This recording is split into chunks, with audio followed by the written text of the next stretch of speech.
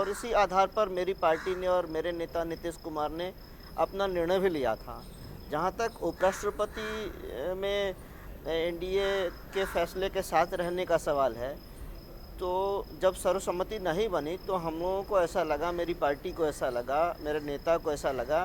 कि हम लोगों को अपने उम्मीदवार को अपना समर्थन देना चाहिए और उस आधार पर हम लोग अपना समर्थन दे रहे हैं। जी बच्चन जी, आप भी सीनियर नेता हैं, आपने कई चुनाव को देखा है। आपका क्या मत है खासतौर पर कि ऐसे बड़े पदों पर सर्वसम्मति बनाने की कोशिश करनी चाहिए, जैसे कि दिल जी कह रहे हैं, तो क्या मतलब इस तरफ से क्या कांग्रेस पार्टी की ओर से कोई चूक हुई क्या? देखिए, जिस तरह से 5 साल में आदरणीय अंसारी जी वाइस प्रेसिडेंट की भूमिका और राज्यसभा संचालन की भूमिका जिस तरह से ईमानदारी से, जैसे फारूक साहब कह रहे थे कि सच्चा देशभक्त हैं जो वतन के साथ जुड़े हैं, उनकी काम में बहुत श्रृंखला डिसिप्लिन के साथ किए हैं, वैसे व्यक्ति के और ख़ास करके उस कम्युनिटी को रिप्रेजेंट करते हैं और कम्युनिटी के एक बहुत बड़ा विद्वान व्यक्ति हैं, जिस कम्युनिटी में गरीब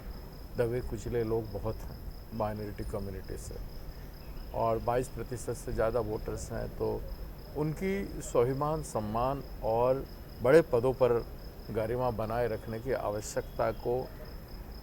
यूपीए हमेशा अनुभव किया है और करता रहा है, और उसी दृष्टिकोण से उनको दोबारा कंटिन्यू करने का निर्णय हुआ। और विपक्ष को भी ये चाहिए था कि आवाम को सम्मान करें। आवाम को सम्मान करना, आवाम की आवश्यकताएं एक कौम को लेकर नहीं होता है। हम हजारों धर्म, जाति और वर्ण के देश हैं, और जहां प्रतिनिधित्व 22% से ज़्यादा है, उनको अगर सम्मान करते हैं बिना राजनीतिक चिंतन से, आप हट के, आप वोट बैंक की बात या वोट की राजनीति की बात से हट के, आप अगर पूरे देश को एक सिग्नल देना चाहते हैं कि देश में कई बार हिंदू मुस्लिम के बीच लड़ाई छेड़ा गया है, कभी राजनीतिक आवश्यकता से, तो कभी अचानक छेड़ा है, कभी कोई कारण से, लेकिन अगर विपक्ष ये भूमिका लेती तो एक बहुत अच्छा विश्वसनीय वातावरण राष्ट्र में बनता, और जिससे राष्ट्र में भाईचारा आगे दिन में, पिछले दशक में क्या हुआ देश जानता है, आगे अच्छा वातावरण होता। ये विपक्ष का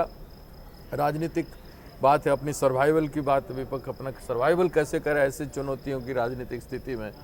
तो इसलिए कदम लिया है। लेकिन सर फारूक साहब, आप तो इतने वर्षों का आपका तजुर्बा है राजनीति का,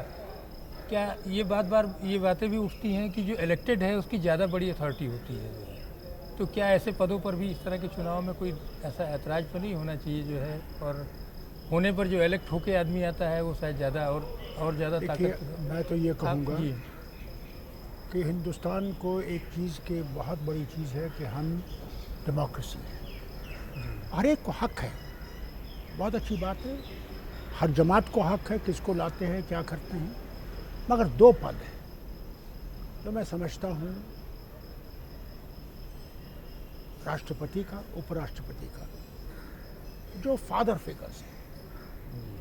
यानी कोई मुश्किल आएगी वतन को तो हर एक को उनके पास जाना है,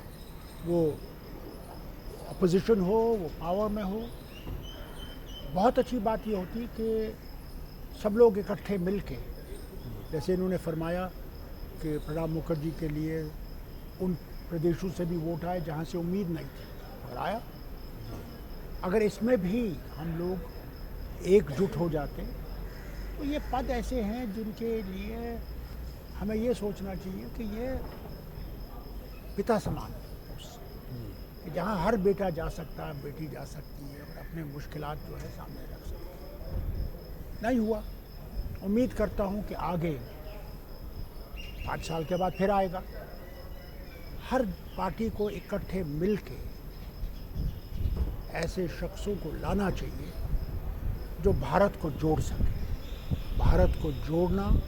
क्योंकि हम यूनिटी इन डाइवर्सिटी, धर्म अलग अलग हैं, भाषाएं अलग अलग हैं, हर चीज़ अलग अलग है, और जितना हमें भारत को जोड़ेंगे उतना भारत मजबूत होगा। और ये 2 पद हैं जो मैं समझता हूँ उसके लिए बहुत